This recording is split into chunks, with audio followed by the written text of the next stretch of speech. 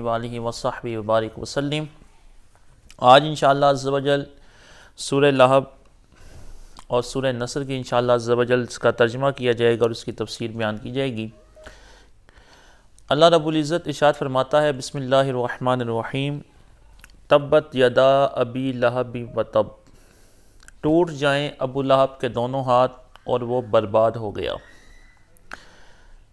اس آیت کے اندر اللہ رب العزت نے ابو لہب کے بارے میں فرمایا کہ اس کے دونوں ہاتھ ٹوٹ جائیں۔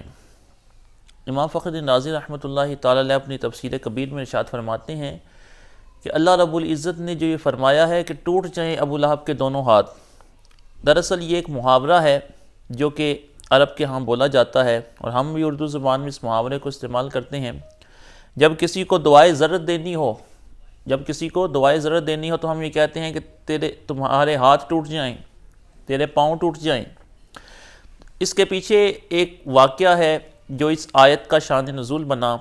اللہ کے رسول علیہ السلام نے قریش کو جمع کیا، ان کے بڑے بڑے رؤساء کو جمع کیا اور ارشاد فرمایا کہ جب وہ سارے جمع ہو گئے، اس میں ابو لہب بھی موجود تھا، تو اللہ کے رسول علیہ السلام نے ارشاد فرمایا کہ اگر میں تمہیں کہوں کہ اس پہاڑ کے پیچھے سے ایک لشکر تم پر حملہ آور ہونے کو آ رہا ہے تو کیا تم میری تصدیق کرو گے؟ سب نے عرض کی کہ آپ صادق و امین ہیں، ہم نے ہمیشہ آپ کو سچ بولنے والا پایا ہے، تو ہم ضرور آپ کی تصدیق کریں گے۔ تو اللہ کے رسول علیہ السلام نے ارشاد فرمایا کہ میں تمہیں اللہ رب العزت کے عذاب سے ڈراتا ہوں، یعنی اس سے بھی بڑے دن کی خبر دیتا ہوں، اس سے بھی بڑے عذاب سے ڈراتا ہوں۔ تو ابو لہب نے کہا کہ کیا اس لیے آپ نے ہمیں یہاں بلایا تھا؟ تو اس نے اللہ کے رسول علیہ السلام کی شان میں گستاخی کی اور تبا لکا کے الفاظ بولے کہ معاذ اللہ، نعوذ باللہ آپ کی ہلاکت ہو۔ تو اللہ رب العزت نے جس وقت اس نے اللہ کے رسول علیہ السلام کی شان اقدس میں گستاخی کی، اللہ رب العزت نے ان کلمات کو نازل فرمایا۔ ویسے اس کے مختلف شان نزول بیان کیے گئے ہیں کہ یہ واقعہ کس وقت پیش آیا۔ اللہ رب العزت نے فرمایا کہ تبت یدا ابی لہب و تب، ٹوٹ جائیں ابو لہب کے دونوں ہاتھ اور وہ تباہ و برباد ہو گیا۔ امام فخر الدین رازی فرماتے ہیں کہ یہاں اللہ رب العزت نے لفظ قل نہیں فرمایا، پچھلی جگہ اگلی صورت میں فرمایا قل هو اللہ احد، اس سے پیچھے فرمایا قل یا ایھا الکافرون، پھر فرمایا قل اعوذ برب الفلق قل اعوذ برب الناس۔ ہر جگہ قل لگایا ہے، لیکن اس صورت کے اندر سورہ نصر میں بھی قل نہیں لگایا۔ آپ فرماتی ہیں اس کی وجہ یہ ہے کہ جہاں اللہ رب العزت اپنی ربوبیت کا بیان چاہتا ہے وہاں اپنے محبوب سے کہلواتا ہے، اور جہاں کوئی محبوب صلی اللہ علیہ وسلم کی شان اقدس میں نازیبا کلمہ بولتا ہے، حضور علیہ السلام کی بے ادبی کرتا ہے، تو اللہ رب العزت اس وقت اپنے محبوب سے نہیں کہلواتا بلکہ خود جواب عطا فرماتا ہے۔ تو اس وجہ سے اللہ رب العزت نے فرمایا تبت یدا ابی لہب۔ اور ایک اور وجہ آپ نے یہ بیان فرمائی، آپ امام فخر الدین رازی فرماتے ہیں کہ اللہ کے رسول علیہ السلام کا چچا ہے ابو لہب، حضور کے قرابت داروں میں سے ہے، تو اللہ رب العزت نے اس کی قرابت کا لحاظ کرتے ہوئے بھی کہ وہ حضور علیہ السلام کا چچا ہے، کل کا لفظ نہیں فرمایا کہ حضور علیہ السلام اس کو یہ نہ کہیں کہ تبت یدا ابی لہب و تب، ٹوٹ جائیں ابو لہب کے دونوں ہاتھ اور وہ تباہ و برباد ہو جائے۔ تو اللہ عز و جل نے خود ہی اس کو جواب ارشاد فرمایا ہے۔ تو یہ یدا ایک امام فخر الدین رازی رحمۃ اللہ تعالی فرماتے ہیں کہ اللہ رب العزت نے یدن بھی فرما سکتا تھا، لیکن یدن نہیں فرمایا، یدا، دونوں ہاتھ ٹوٹ جائیں۔ آپ فرماتے ہیں کہ ہاتھ انسان کی بہت قیمتی اثاثہ ہیں۔ جب کسی شخص کے ہاتھ ناکارہ ہو جائیں، کسی شخص کے ہاتھ ناکارہ ہو جائیں تو بندہ کسی کام کا نہیں رہتا، وہ کچھ نہیں کر سکتا۔ جیسے کوئی مزدور ہے، اگر اس کا ہاتھ ہی باقی نہیں رہے گا تو وہ کچھ بھی نہیں کر پائے گا۔ کوئی محنت و مشقت کرنے والا بندہ ہے تو اس کا ہاتھ باقی نہیں رہے گا تو وہ ناکارہ ہو جائے گا، کچھ کر نہیں پائے گا، اپنے آل اولاد کے لیے کچھ کما نہیں سکے گا، کچھ کر نہیں سکے گا۔ تو یہ ہاتھ انسان کا قیمتی اثاثہ ہیں کہ ان سے ہی انسان ساری مشقت کرتا ہے اور اپنا پیٹ پالتا ہے، اپنے بال بچوں کا پیٹ پالتا ہے۔ تو اللہ رب العزت نے فرمایا کہ تبت یدا، ابو لہب کے دونوں ہاتھ ٹوٹ جائیں، یعنی اس کے دونوں ہاتھوں کا نفع ختم ہو جائے۔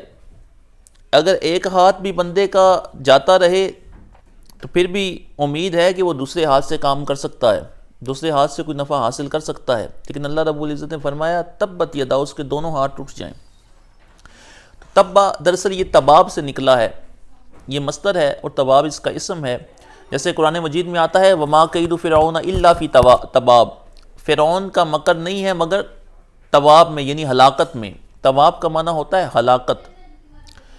تو اللہ رب العزت نے اس کے اوپر ہلاکت کا حکم فرمایا۔ تبت یدا ابی لہب و تب، پہلے ہلاکت کا حکم فرمایا اور پھر فرمایا و تب، اور وہ تباہ و برباد ہو گیا۔ یہاں اللہ رب العزت نے اس کا اصل نام ذکر نہیں فرمایا، اس کا اصل نام تو ہے عبد العزیٰ، عبد العزیٰ۔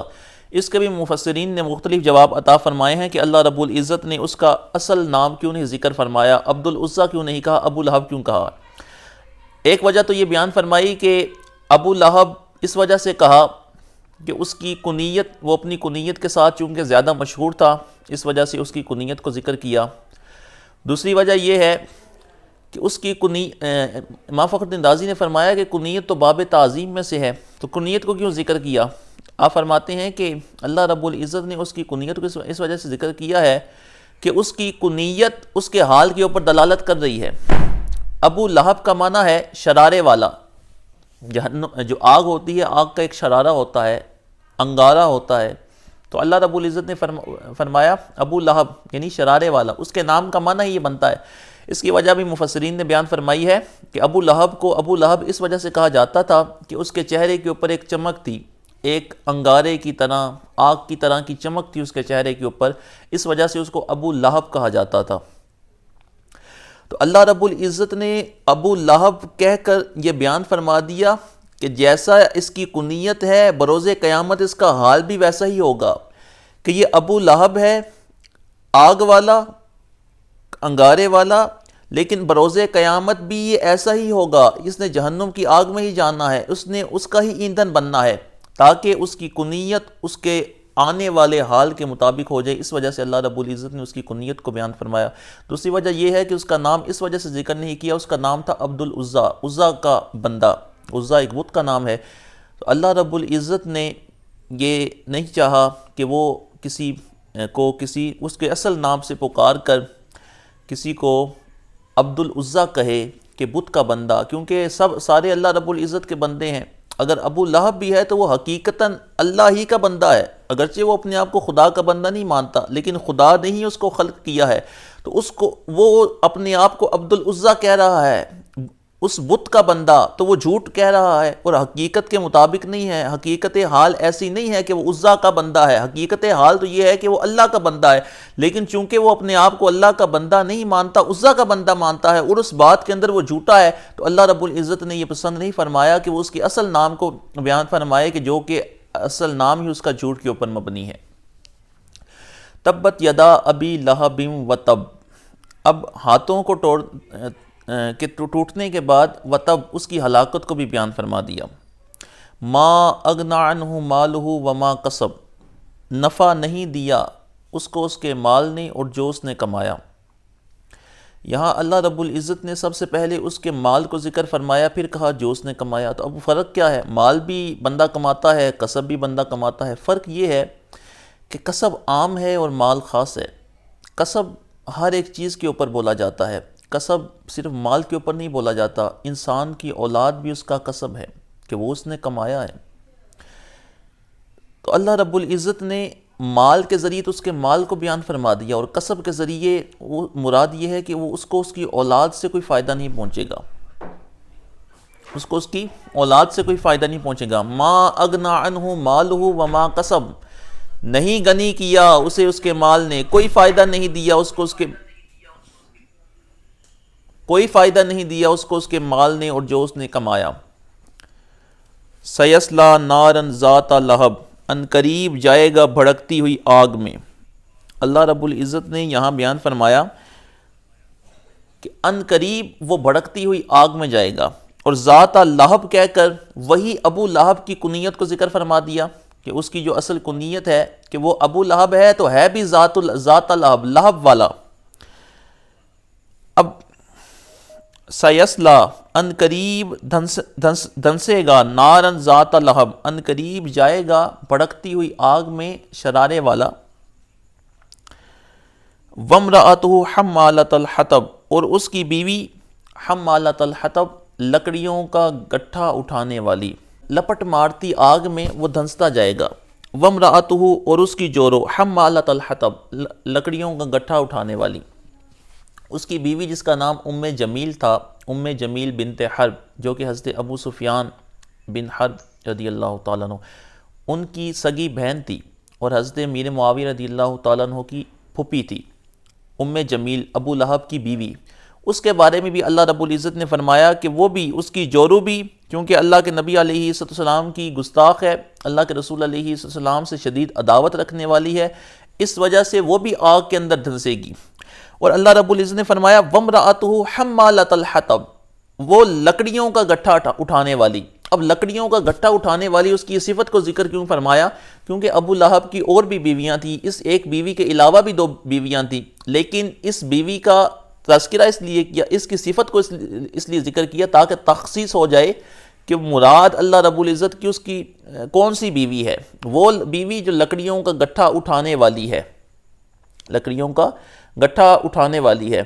اب لکڑیوں کا گٹھا اٹھانے سے مراد یہ ہے کہ یا تو وہ ایسا کام سر انجام دیا کرتی تھی کہ لکڑیوں کا گٹھا اٹھایا کرتی تھی۔ بعض مفسرین نے کہا کہ وہ اللہ کے رسول علیہ السلام کی راہ کے اندر لکڑیاں بچھایا کرتی تھی، کانٹے بچھایا کرتی تھی، تو اللہ رب العزت نے اس وجہ سے اس کو حمالۃ الحطب کہا، لکڑیوں کا گٹھا اٹھانے والی۔ فی جیدہا حبل من مسد، اس کے گلے میں کھجور کی رسی ہوگی۔ اللہ رب العزت نے ان آیات کے اندر 3 غیب کی خبریں ارشاد فرمائی ہیں۔ سب سے پہلے تو ابو لہب کے بارے میں بیان فرمایا۔ غیب کی پہلی خبر کیا دی؟ کہ ابو لہب کا خاتمہ کفر پہ ہوگا۔ غیب کی خبر دینا یہ قرآن کا معجزہ ہے، یہ اللہ کے رسول علیہ السلام کا بھی معجزہ ہے، اور حضور علیہ السلام کی رسالت کی دلیل ہے کہ حضور علیہ السلام پر جو قرآن اترا اس میں غیب کی خبریں دی جا رہی ہیں۔ ایک واقعہ بھی وقوع پذیر نہیں ہوا، اس واقعے کے بارے میں پہلے ہی بتا دینا کہ یہ ایسے وقوع پذیر ہوگا، یہ غیب کی خبر ہوتی ہے۔ تو ان آیات کے اندر اللہ رب العزت نے 3 غیب کی خبریں ارشاد فرمائیں۔ پہلی غیب کی خبر کیا ارشاد فرمائی؟ کہ ابو لہب کا خاتمہ ایمان پر نہیں ہوگا، وہ کفر پر مرے گا۔ ابھی تو وہ زندہ ہے، اس کے 10 سال بعد تقریباً مفسرین نے لکھا کہ وہ مرا۔ ابو لہب کی زندگی کے اندر ہی اللہ رب العزت نے بتا دیا کہ یہ بندہ کفر پر مرے گا، اس کو ایمان کی توفیق نہیں ملے گی۔ پہلی غیب کی خبر یہ دے دینا، کسی کے بارے میں یہ بتا دینا کہ یہ کفر پر ہی قائم رہے گا، یہ ایمان والا نہیں ہو سکتا، یہ قرآن کا خاصہ ہے، اللہ رب العزت کی ذات کی طرف سے یہ بھی غیب کی خبر ہے کہ اللہ رب العزت نے اس کے کفر کے اوپر مہر بیان فرما دی کہ کافر ہی مرے گا۔ دوسری غیب کی خبر کیا ہے؟ دوسری غیب کی خبر یہ دی کہ اس کو اس کے مال سے، اس کے کسب سے، اس کی اولاد سے کوئی فائدہ نہیں پہنچے گا۔ جو اس نے کمایا، جو کیا، اس سے اس کو کوئی فائدہ پہنچنے والا نہیں ہے۔ دوسری غیب کی خبر یہ ارشاد فرما دی۔ کیوں؟ کیونکہ انسان جو کچھ کماتا ہے اس کو وہ اپنی اولاد کے لیے ہوتا ہے، تو اس کو ابو لہب کو اس کی اولاد سے بھی کوئی فائدہ نہیں پہنچا، اس کو اس کے مال سے بھی کوئی فائدہ نہیں پہنچا، اس وجہ سے اللہ رب العزت نے اس کے حال کو بیان فرما دیا۔ دوسری غیب کی خبر یہ ارشاد فرمائی۔ تیسری غیب کی خبر یہ ارشاد فرمائی کہ اس کی بیوی جمیل، اس کو، وہ بھی جہنمی ہے، اس کو بھی ایمان کی توفیق نہیں ملے گی۔ یہ 3 غیب کی خبریں اللہ رب العزت نے اس صورت کے اندر عطا فرمائی ہیں، بیان فرمائی ہیں۔ اللہ رب العزت دراصل یہ بیان فرما رہا ہے کہ ایمان وہی لے کے آئے گا جس کو اللہ رب العزت ایمان کی توفیق عطا فرمائے گا۔ اللہ رب العزت نے جس جگہ پہ قرآن مجید میں فرعون کے بارے میں جب حضرت موسیٰ علیہ السلام کو حضرت ہارون علیہ السلام کو بھیجا تو فرمایا فَقُولَا لَهُ قَوْلًا لَيِّنًا لَعَلَّهُ يَتَذَكَّرُ أَوْ يَخْشَىٰ، فرعون سے نرم بات کرنا تاکہ وہ نصیحت پکڑے یا اللہ سے ڈرے۔ حضرت ابراہیم علیہ السلام نے اپنے چچا کے بارے میں کہا سلام علیک ساستغفر لک ربی، آپ پر سلامتی ہو، میں عنقریب اپنے رب سے آپ کے لیے سوال کروں گا، اپنے چچا کے بارے میں۔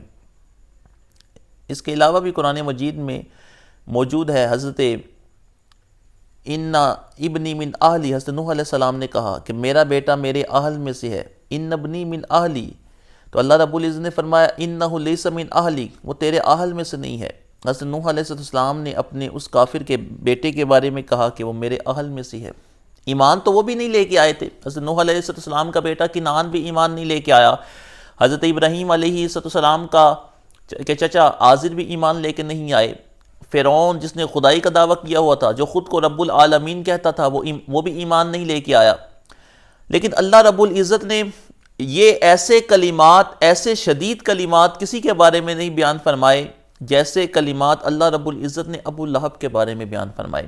تو یہاں مفسرین یہ فرماتے ہیں کہ اللہ رب العزت اپنے نبی صلی اللہ علیہ وسلم کی ذات پاک کے بارے میں بہت زیادہ غیرت فرمانے والا ہے کہ حضور علیہ السلام کا جب معاملہ آتا ہے، حضرت نوح علیہ السلام کے بیٹے نے اللہ کے نبی کی گستاخی نہیں کی، حضرت ابراہیم علیہ السلام کے چچا نے ان کی بے ادبی نہیں کی، اس کے علاوہ فرعون نے اگرچہ الوہیت کا دعویٰ کیا، خدائی کا دعویٰ کیا، لیکن اس نے حضرت موسیٰ علیہ السلام یا اس کے علاوہ حضرت ہارون علیہ السلام ان کی گستاخی نہیں کی۔ اللہ رب العزت اپنے نبی صلی اللہ علیہ وسلم کے بارے میں ایسی غیرت فرمانے والا ہے کہ جو حضور علیہ السلام کا گستاخ ہوتا ہے، جو حضور علیہ السلام کا دشمن ہوتا ہے اور حضور کے بارے میں کوئی بے ادبی کے کلمات فرماتا ہے، اللہ رب العزت اس کے ساتھ ایسے ہی سختی کے ساتھ معاملہ فرماتا ہے۔ یہ مفسرین نے اس بات کو ذکر فرمایا ہے۔ تو یہ سورہ مسد بھی اس کو کہا جاتا ہے، سورہ لہب بھی کہا جاتا ہے، اس کے اندر ان چیزوں کا بیان کیا گیا ہے۔ اب انشاءاللہ عز و جل سورہ نصر کی تفسیر بیان کی جائے گی۔ سورہ نصر کے اندر کن چیزوں کا بیان موجود ہے؟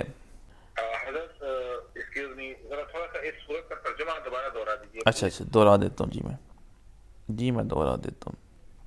تبت یدا ابی لہب و تب، تبت کا معنی ہے ٹوٹ جائیں۔ یہ تبت کے اوپر جو آخر میں تا آئی ہے یہ یدا کی وجہ سے آئی ہے، یدا چونکہ مؤنث ہے۔ کل مجھے یاد آیا کہ کل ایک بھائی کہہ رہے تھے کہ ہمیں آپ نحو کے بارے میں یا قرآن مجید کی لغت کے بارے میں بھی بتائیں۔ جی قرآن مجید کی لغت کے بارے میں بتائیں، وہاں تھوڑی تھوڑی بحث کرتے چلے جائیں۔ تو پھر میں نے اس کے اوپر کافی غور و فکر کیا ہے، تو میں اس نتیجے پہ پہنچا ہوں کہ اگر میں اس لحاظ سے گفتگو کرنا شروع کر دوں کہ ہر سیغے کے بارے میں آپ کو بتاؤں یا نحوی گفتگو کروں، تو جتنا وقت تفسیر کے اندر لگ رہا ہے اتنا ہی وقت چاہیے، 1 گھنٹہ چاہیے اس پروسیس کو بیان کرنے کے لیے، اگر اچھے طریقے سے بیان کیا جائے۔ گزارا نہ میں کرتا ہوں اور نہ ہی ہم نے کرنا ہے۔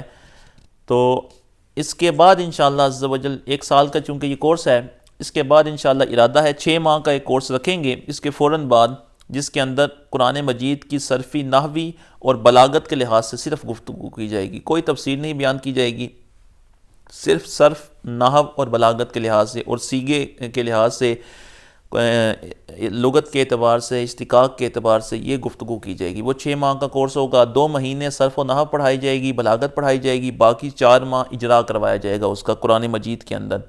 اس کا فائدہ یہ ہوگا کہ آپ کو ہر قرآن کے لفظ کے بارے میں یہ پتہ لگ جائے گا، اس کی اصل کیا ہے، اس کا مادہ اصل کیا ہے، یہ کہاں سے نکلا ہے، یہ ایسے کیا، تبا سے تبت کس طرح بن گیا، اور اس کے اوپر آخر میں تا کیوں آئی ہے، یدان ہونا چاہیے، آخر میں جو نون ہے وہ کدھر چلا گیا۔ اس تمام بحثیں جو ہیں وہ اس کے اندر انشاءاللہ عز و جل ہم ذکر کریں گے، کوشش کریں گے پورے قرآن مجید کے بارے میں صرفی، نحوی اور بلاغت کے بھی لحاظ سے قرآن مجید کے اوپر گفتگو کریں۔ تو اس وقت گفتگو ہوگی، اچھے طریقے سے ہوگی، تو انشاءاللہ عز و جل جو احباب اس کے بعد اس میں شرکت کریں گے اس کورس کے بعد، ان کو بہت فائدہ پہنچنے والا ہے، ان کو بہت فائدہ پہنچے گا انشاءاللہ اگر اس کو اس طریقے کے ساتھ جاری رکھیں۔ ابھی فی الحال چونکہ تفسیر کا کورس چل رہا ہے، تفسیر چلنے دیں، تو پھر انشاءاللہ نیت ہے کہ اس کے بعد یہ کریں گے۔ فرمایا تبت یدا، ٹوٹ جائیں، یدا دونوں ہاتھ، ابی لہب و تب، ابو لہب کے دونوں ہاتھ ٹوٹ جائیں، و تب، اور وہ تباہ و برباد ہو گیا۔ یعنی یہ تبا کے بارے میں بیان کیا کہ یہ ہلاکت کے لیے استعمال کیا جاتا ہے تبا کا کلمہ۔ ما اگنا، ما نہیں، اگنا اسے فائدہ دیا، اسے غنی کیا، انہو اس سے، مالہ اس کے مال نے، وما کسب اور جو اس نے کمایا، یعنی جو کچھ اس نے کمایا ہے اس کے مال نے اسے کوئی نفع نہیں دیا۔ سیسلا، سا کمانا ان قریب، سوفا، سا یہ ان قریب یہ کے معنی میں استعمال ہوتا ہے، سا ان قریب، یسلا، یسلا کا معنی ہے مضارع کا صیغہ ہے، ان قریب دھنسے گا، نارن نار میں، ذات لہب شرارے والی، وامرأتہ اور اس کی جورو، امرا سے نکلا ہے نا امرأتہ، اس کی بیوی، ہو ضمیر ہے، وامرأتہ حمالۃ الحطب، حطب کا معنی ہے لکڑیاں، حمالہ یہ حمل یحمل سے تحمل، حمالہ یہ ویسے مبالغہ کا صیغہ ہے، حمالۃ الحطب بہت زیادہ لکڑیاں اٹھانے والی، یعنی مراد ہے کہ کثرت کے ساتھ یہ کام کیا کرتی تھی، اس وجہ سے اللہ رب العزت نے حمالۃ الحطب اس کی صفت بیان فرما دی۔ فی جیدہا اس کے گلے میں ہوگی، حبل رسی، من مسد کھجور کی کھال کی۔ حضرت ہم نے ابھی ترجمہ کیا تھا تبت یدا ابی لہب و تب، ابو لہب کے دونوں ہاتھ ٹوٹ جائیں اور وہ تباہ ہو گیا۔ جی جی، تو ایک کا تو تبت کا ہم نے ترجمہ کیا مستقبل میں، اور ایک کا ہم نے کر دیا تب کا مطلب ماضی میں، جی تو یہاں ہم ان دونوں میں مطابقت نہیں کریں گے؟ کس کا مستقبل میں کیا ہے؟ دیکھیے جیسے ابھی آپ نے ارشاد فرمایا تبت یدا ابی لہب، ابو لہب کے دونوں ہاتھ ٹوٹ جائیں، یہ تو ہو گیا مستقبل، تب کا اور وہ نہیں ہلاک ہو یہ گیا، نہیں یہ ماضی میں چلا گیا۔ نہیں یہ مستقبل نہیں ہے بھائی، یہ مستقبل نہیں ہے، یہ بھی ماضی ہے۔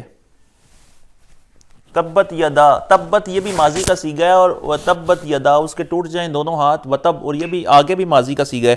اس کے ماضی کو بیان جو ماضی کے ساتھ، ایک میں سنیے گا، اس کو جو اللہ رب العزت نے دونوں کو ماضی کے ساتھ تعبیر فرمایا ہے نا، اس کی بھی ایک وجہ ہے۔ ابھی اس کے ہاتھ ٹوٹے نہیں ہیں، لیکن اللہ کہتا ہے کہ ٹوٹ گئے اس کے ہاتھ اور وہ تباہ و برباد ہو گیا۔ تو یہ ایک بلاغت کا ایک قاعدہ ہے کہ جب کسی فعل کا واقعہ ہونا، یہ وقوع پذیر ہونا، یہ 100% یقینی ہو، پتہ ہو کہ یہ واقعہ ہونا ہی ہونا ہے، تو اس کو پھر ماضی سے تعبیر کر دیا جاتا ہے۔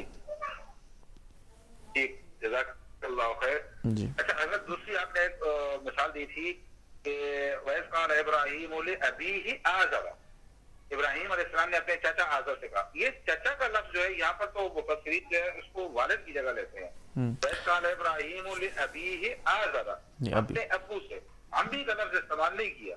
ابی کا لفظ جو ہے وہ صرف ابی، ابو، ابا، یہ تینوں جو الفاظ رفع جر میں استعمال ہوتے ہیں، نصب میں استعمال ہوتے ہیں، یہ تو صرف اور صرف باپ کے لیے استعمال ہوتے ہیں۔ تو آپ نے ابراہیم علیہ السلام کے چچا کا ذکر کیا، یہ چچا کا ذکر کہاں سے آیا؟ جی میں بتاتا ہوں، قرآن مجید میں جو ابن کا لفظ ہے نا، وہ صرف باپ کے معنی میں استعمال نہیں ہوا، بلکہ چچا کے معنی میں بھی استعمال ہوا ہے۔ چچا کے معنی میں بھی استعمال قرآن مجید میں ہوا ہے۔ پہلے ہی سپارے کے اندر اگر آپ دیکھیں نا، آخری جو آیات ہیں، حضرت ابراہیم علیہ السلام کے دو بیٹے ہیں نا، حضرت اسماعیل علیہ السلام اور حضرت اسحاق علیہ السلام، آگے حضرت اسحاق علیہ السلام کے بیٹے ہیں حضرت یعقوب علیہ السلام۔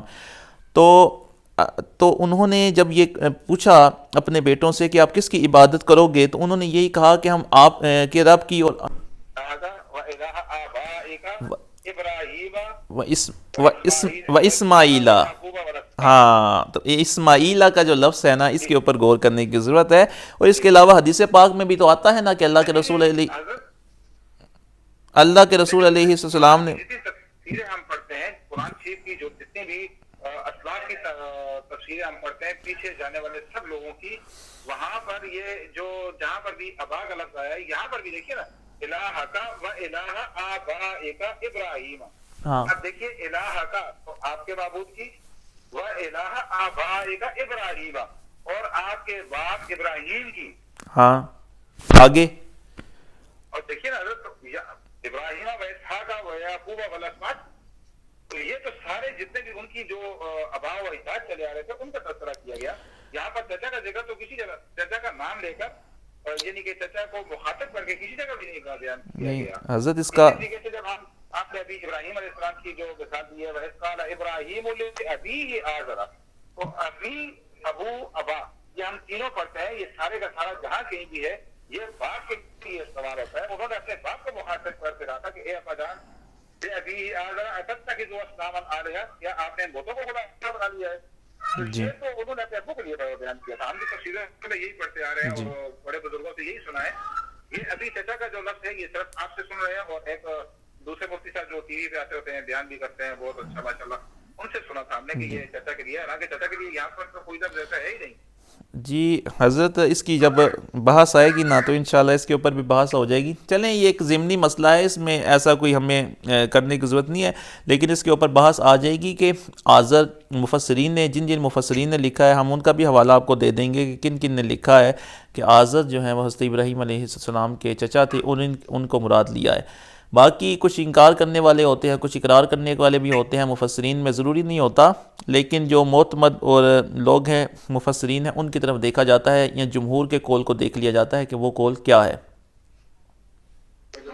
جمہور کے کو اچھی ٹھیک ہے حضرت انشاءاللہ. جی اب انشاءاللہ عز و جل سورہ نصر ابھی وقت وہ تھوڑا رہ گیا، سورہ نصر کو بیان کیا جائے گا. اس کے اندر اللہ رب العزت نے جو بیان فرمایا، بسم اللہ الرحمن الرحیم، اذا جاء نصر اللہ والفتح، اذا جب جاء آئی نصر اللہ، اللہ کی نصر، اللہ کی نصرت، والفتح اور فتح.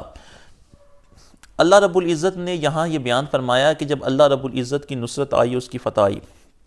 امام فخر الدین رازی رحمۃ اللہ تعالی فرماتے ہیں کہ نصرت اور فتح کے اندر فرق یہ ہے، نصرت کا معنی ہے کہ ایسی مطلوب کی تحصیل کے اوپر کسی کی مدد کرنا، اس کو نصرت کا نام دیا جاتا ہے. جیسے اللہ رب العزت نے فرمایا کہ ان تنصروا اللہ ینصرکم، اگر تم اللہ کی مدد کرو گے اللہ تمہاری مدد کرے گا.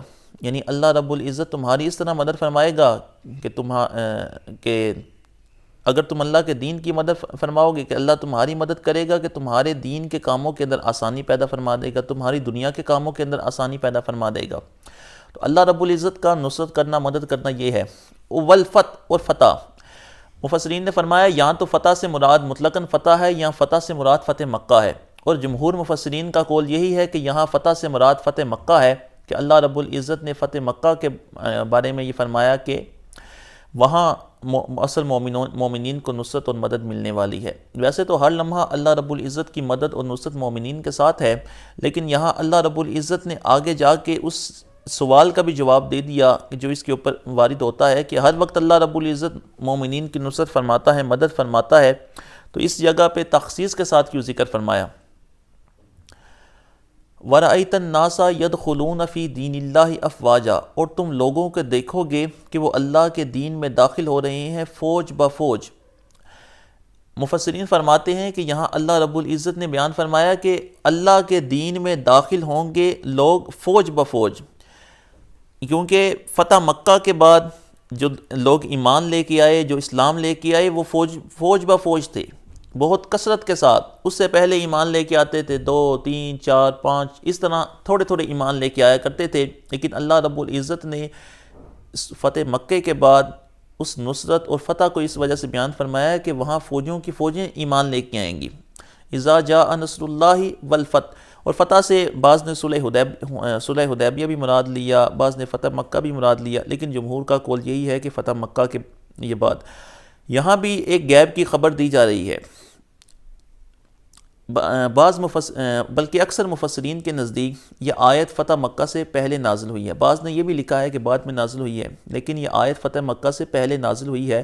فتح مکہ سے پہلے ہی اللہ رب العزت نے غیب کی خبر ارشاد فرماتے ہوئے فرمایا کہ اذا جاء نصر اللہ والفتح، جب آئی اللہ کی مدد اور فتح. یعنی اذا ویسے تو مستقبل کے لیے آتا ہے، یعنی مستقبل میں کسی کام کا وقوع پذیر ہونا، جب وقوع پذیر ہونا بتایا جائے تو اس کے بارے میں اذا کا لفظ استعمال کیا جاتا ہے. اذا جاء نصر اللہ والفتح، اللہ رب العزت نے فتح مکہ کے بارے میں پہلے ہی خوشخبری دے دی کہ مکہ فتح ہوگا اور یہ مومنین کو اعزاز ملے گا. ایک غیب کی خبر یہ ارشاد فرمائی. وَرَأَيْتَ النَّاسَ يَدْخُلُونَ فِي دِينِ اللَّهِ أَفْوَاجًا، یہاں امام فخر الدین رازی نے فرمایا کہ یہاں رؤیت سے مراد یا تو رؤیت عینی ہے یا رؤیت علمی ہے. رؤیت عینی کا معنی یہ ہوتا ہے کہ کسی شے کو آنکھ سے دیکھنا، اپنی آنکھوں سے مشاہدہ کرنا کہ یہ کام وقوع پذیر ہو رہا ہے. اور رؤیت علمی کا معنی یہ ہے کہ کسی شے کو جان لینا. اب قرآن مجید میں جو رؤیت کا لفظ ہے، رآ یرا کا لفظ، یہ دونوں معنی میں استعمال ہوتا ہے۔ کسی جگہ کے اوپر آنکھ سے دیکھنے کے معنی میں استعمال ہوتا ہے، کسی جگہ کے اوپر جاننے کے بارے میں، پہچاننے کے بارے میں، علم کے بارے میں استعمال ہوتا ہے۔ جیسے اللہ رب العزت نے فرمایا الم تر کیف فعل ربک باصحاب الفیل، اے محبوب کیا تو نے نہیں دیکھا کہ اللہ رب العزت نے فیل والوں کے ساتھ کیا کیا؟ اللہ کے رسول علیہ السلام کی تو پیدائش کی واقعہ فیل کے بعد ہوئی، یا تو اس وقت اللہ کے رسول علیہ السلام کو اللہ رب العزت بیان فرما رہا ہے کہ اے محبوب تو نے نہیں دیکھا کہ اللہ نے فیل والوں کے ساتھ کیا کیا؟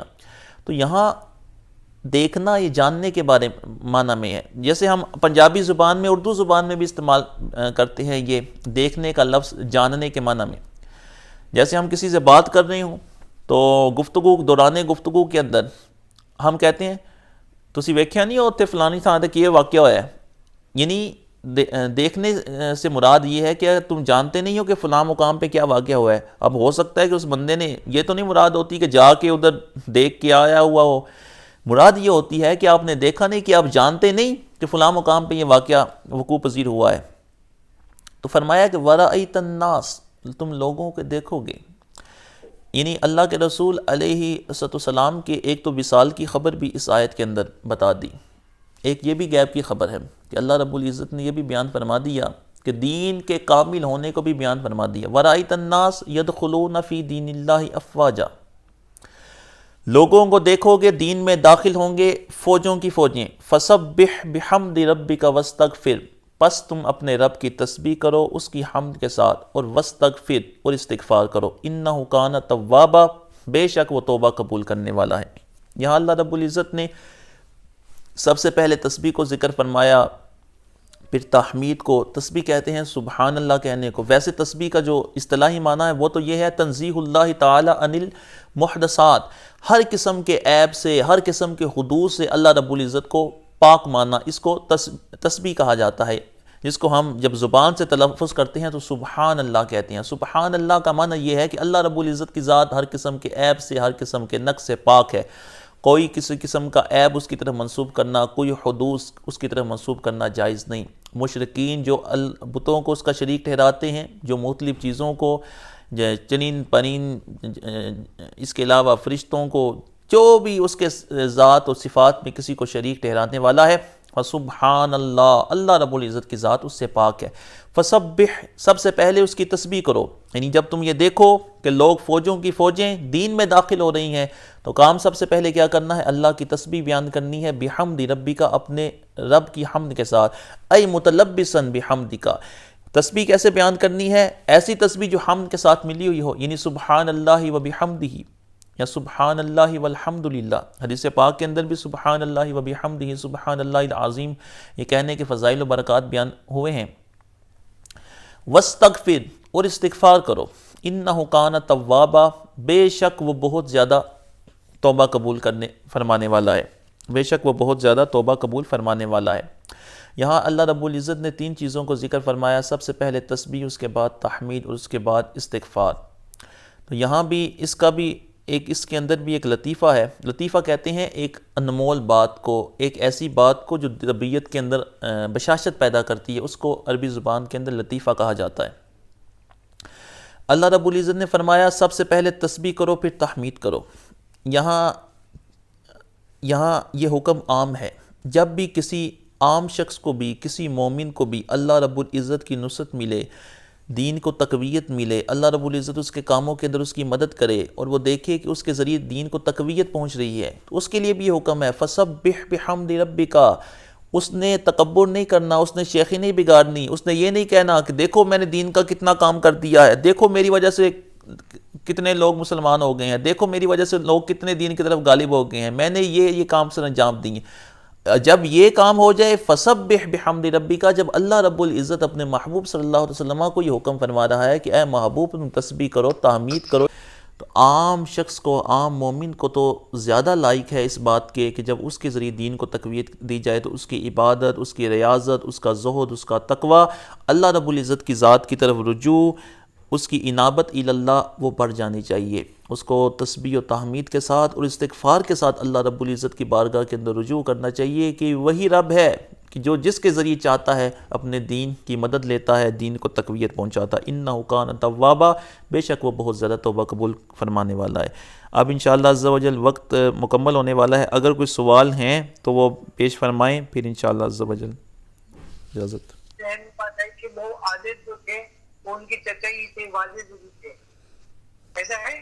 صحیح، جی جی، ہم وہ بھائی وہی تو بات ہو رہی تھی، ایسا کوئی مسئلہ نہیں ہے، اختلاف تو ہو سکتا ہے، ہم کوئی اس طرح کے مناظر مولوی تھوڑی ہیں کہ لڑ پڑیں گے کسی کے ساتھ، تو احباب ادھر سیکھنے سکھانے کے لیے آئے ہیں، تو انشاءاللہ یہ باتیں تو چلتی رہیں گی انشاءاللہ عز و جل، تمامی مباحث پہ گفتگو ہوگی، ایسا کوئی مسئلہ نہیں، جتنے بھی اختلافی مباحث ہوں، اس کے علاوہ یہ تو چلیں ایک فروعی مسائل ہیں، اس کے علاوہ آگے جب چلیں گے تو بڑے بڑے فتنے ہیں اس دنیا کے اندر۔ سب سے بڑا فتنہ تو الحاد ہے، اس کے علاوہ یہود و نصارہ ہیں، ان کے عقائد، اس کے اوپر رد کرنا۔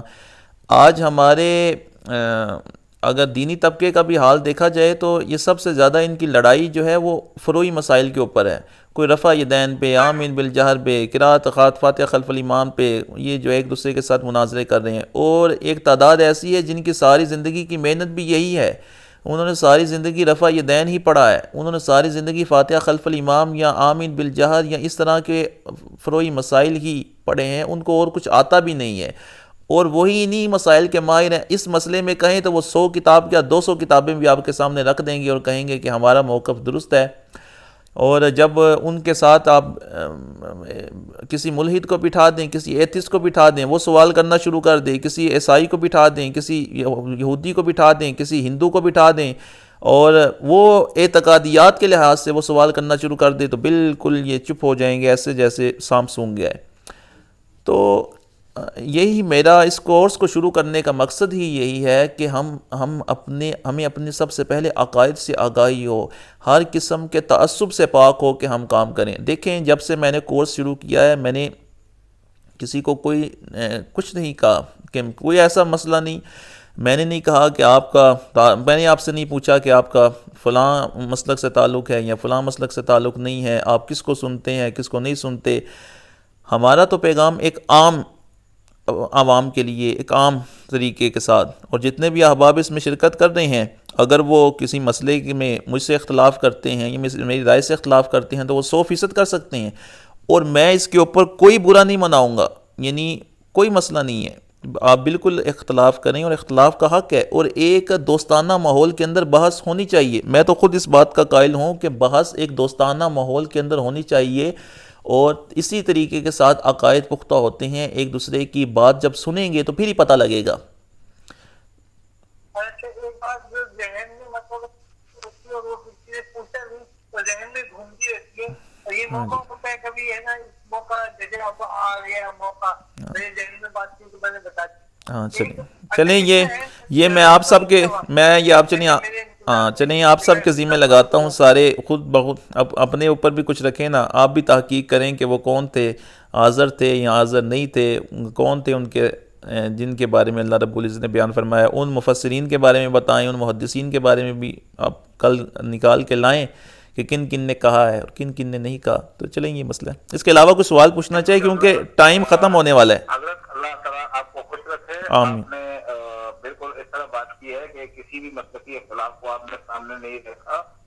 کہنے کا مقصد صرف اور صرف یہ ہے کہ ہم یہاں قرآن پڑھنے کے لیے آپ کے پاس حاضر ہوئے ہیں، انشاءاللہ قرآن سب کا ایک ہی ہے اور ایک ہی رہے گا، بالکل، لیکن بحث برائے تحصیل علم یہ ضروری ہے۔ اسی لیے ہم آپ سے کہتے ہیں کہ لائیو جو کلاس دے رہے ہوتے ہیں، استاد کے سامنے بیٹھ کے جو کلاس دے رہے ہوتے ہیں، جی بالکل، اس کا مقصد یہی ہوتا ہے کہ اگر ہمارے ذہنوں کے اندر کوئی سوال ہے جو ہم نے پڑھا ہوا ہے یا ہم نے سنا ہوا ہے تو وہ ہم آپ سے کلیئرٹی اس کی کروا لیں۔ جی بالکل، اور بحث برائے بحث نہیں ہونی چاہیے، بلکہ بحث برائے تحصیل علم جو ہے وہ ضروری ہے اس کلاس کے اندر، ایسے کیونکہ قرآن کے اندر بہت سارے ایسے مسئلے مسائل آئیں گے جن کے اندر تھوڑا سا کوئی مسائل کا اختلاف ضرور ہوگا، لیکن وہ کوئی دینی اختلاف نہیں ہے۔ نمازی آپ کی بھی وہی، میری بھی وہی، قرآن وہی، آپ کا میرا بھی وہی، سب کا قرآن وہی ہے، ہم تو آپ کے پاس قرآن پڑھنے کے لیے بیٹھے ہیں۔ جی بالکل، لیکن یہ ایک بیچ میں مسئلہ آ گیا تھا، ایک سوال آ گیا تھا ذہن کے اندر، تو یہ آپ سے عرض کر دیا۔ ابھی یہ بھائی جو ہے انہوں نے جو دلیل دی ہے کہ جی والد کے لیے جو ہے انہوں نے دعا کی تھی جبکہ چچا کے لیے دعا نہیں کی، اصل میں یہ چیزیں تو جو ہے نبی صلی اللہ علیہ وسلم کی امت میں آ کے یہاں آ کے نبی صلی اللہ علیہ وسلم کو منع کیا گیا ہے کہ آپ مشرکین کے لیے دعائے خیر جو ہے وہ دعا مغفرت جو ہے وہ نہیں کر سکتے. اور اس سے پہلے امتوں میں آپ دیکھیں حضرت نوح علیہ السلام کا بیٹا جب ڈوب رہا تھا تو اس وقت حضرت نوح علیہ السلام نے بھی تو اللہ تعالیٰ سے کہا تھا میں یا اللہ یہ جو ہے نا یہ میرا بیٹا ہے ان ابنی وان وعدک الحق وانت احکم الحاکمین. اب اللہ تعالیٰ نے جب ان کو منع کیا تو اس کے بعد نوح علیہ السلام نے کوئی دعا نہیں کی, کوئی دعا بھی نہیں کی ان کے لیے.